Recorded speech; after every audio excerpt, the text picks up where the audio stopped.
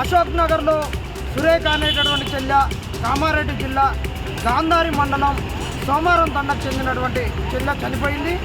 అమ్మాయి ఎన్నో కళలు కానీ అశోక్ నగర్కి వచ్చింది. అశోక్ నగర్లో గ్రూప్స్ రాయడానికి వచ్చింది. గ్రూప్ 1నో గ్రూప్ 2నో గ్రూప్ 3నో ఏదో ఒకటి చదువుకొని ఒక లంబాడి బిడ్డ తను పడ్డటువంటి కష్టాలు, తన కన్న ముంగట తన తల్లిదండ్రులు పడ్డటువంటి కష్టాల నుండి తన జీవితం బాగుపడాలని, తన తల్లిదండ్రుల జీవితం బాగుపడాలని వచ్చినటువంటి చెల్లె చనిపోవడం జరిగింది.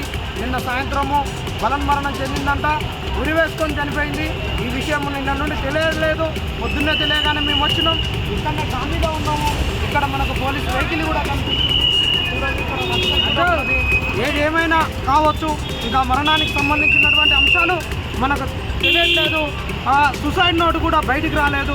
ఎవరైనా చనిపోయినప్పుడు సూసైడ్ నోట్ ఉంటుంది.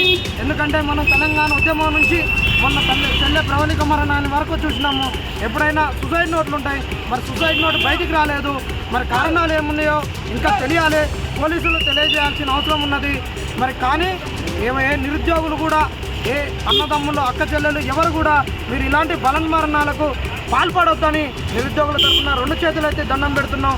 విషయం అనేది పారదర్శకంగా తెలియాలి. పోలీసుల పహారలో ఇప్పుడు ఆ చెల్లె యొక్క మృతదేహం ఉన్నది. పోస్ట్ మార్టం కొరకు ఉన్నారు. మరి విషయాలు ఏదైనా తొందరగా తెలియాలి. నిరుద్యోగులు అధైర్యపడద్దు, చనిపోవద్దు.